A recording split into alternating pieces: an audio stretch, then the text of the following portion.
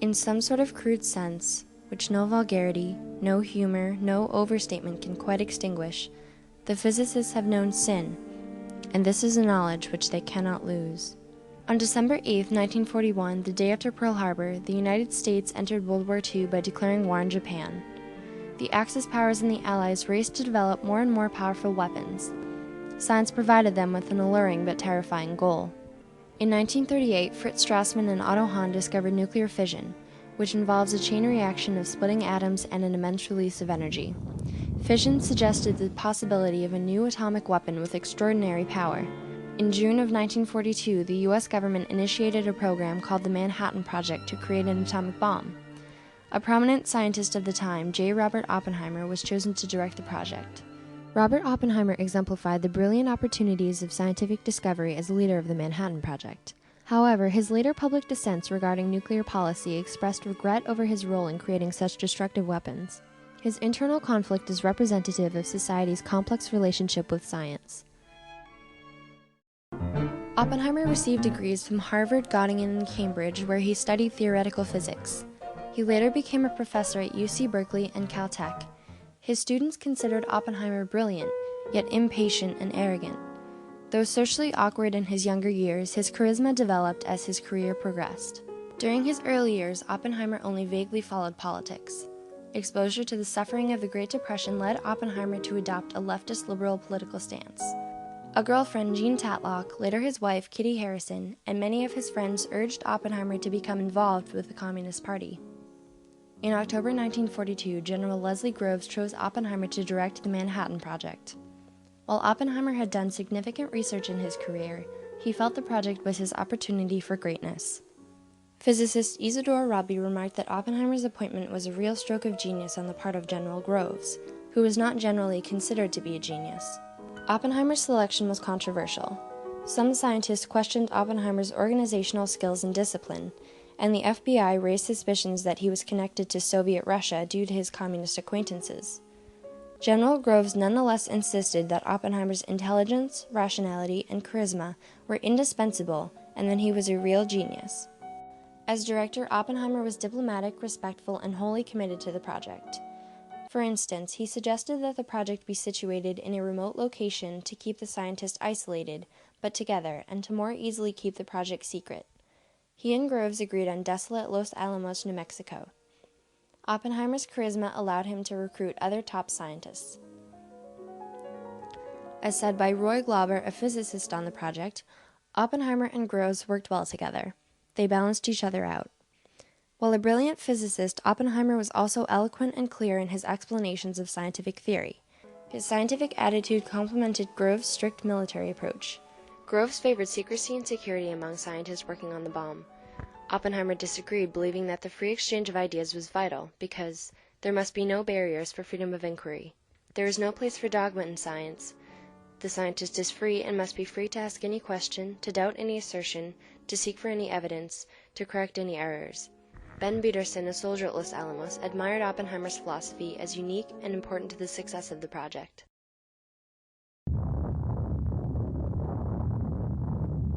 On July 16, 1945, the plutonium test bomb named Trinity fired. Trinity confirmed the success of Oppenheimer and the Manhattan Project. Certainly, he was pleased that his work succeeded in creating the atomic bomb. His reaction upon witnessing Trinity was relief. He simply said, "It worked." Yet he was also deeply discomforted by the bomb's destructive capacity.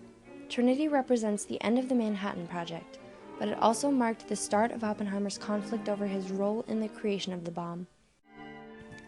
On August 6, 1945, President Harry Truman gave orders to drop an atomic bomb on Hiroshima, Japan.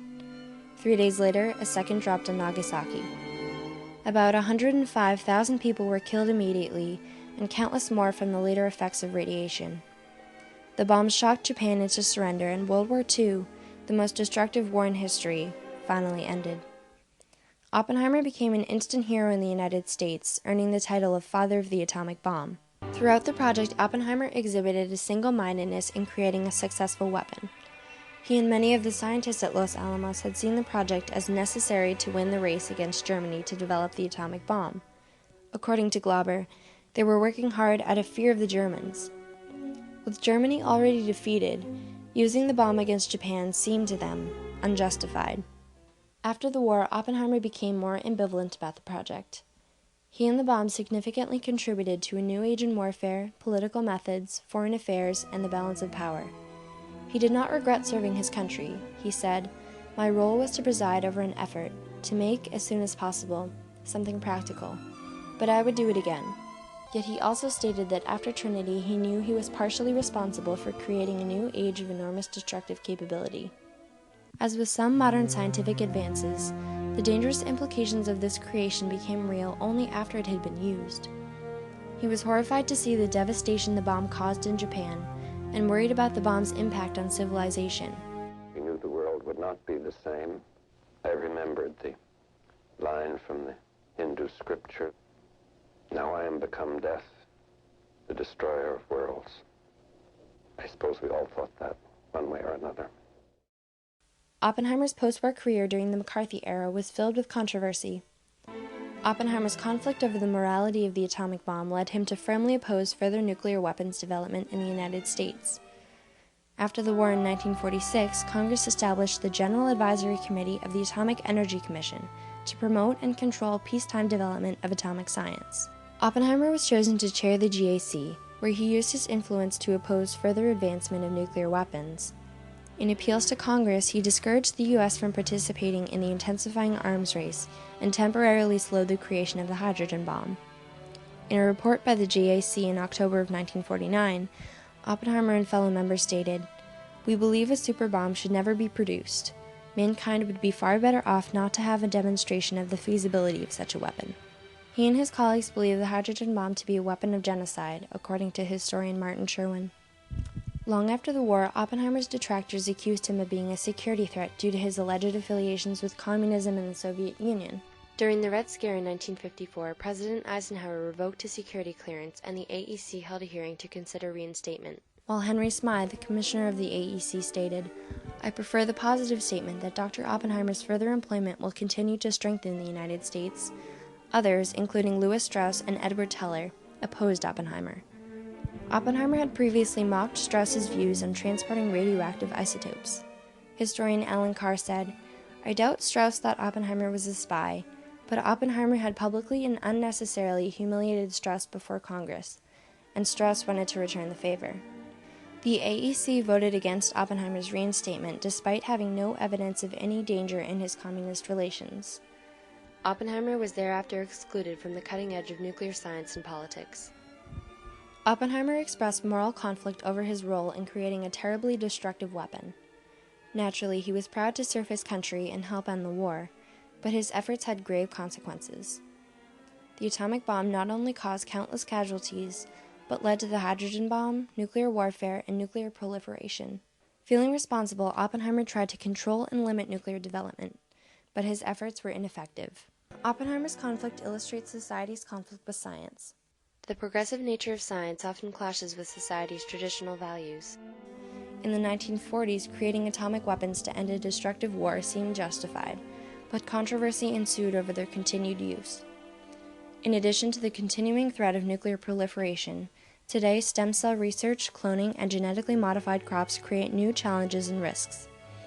Oppenheimer and his personal struggles are precursors to these modern conflicts. The Union of Concerned Scientists was founded in 1968 to address defense-related research, nuclear weapons, and nuclear power, but has broadened its mission to a wide range of scientific research. Chairman of the UCS Kurt Gottfried says that because biological materials are more accessible than nuclear materials, biological technology is a bigger societal problem than nuclear energy. The potential for genetically altering and modifying humans is very dangerous. Oppenheimer's actions in directing the Manhattan Project and later protesting nuclear development demonstrate his significant conflict over the atomic bomb. His struggle over the morality and ethics of the bomb is representative of society's complex relationship with scientific advancement. While scientific progress continues at an ever more rapid pace, often society and scientists themselves are conflicted over the ethical and moral issues of such research. Oppenheimer's life shows that scientific advancement often raises sharp ethical and moral debates within society. His legacy is the essential struggle of society with the ethical and moral implications of scientific advancement.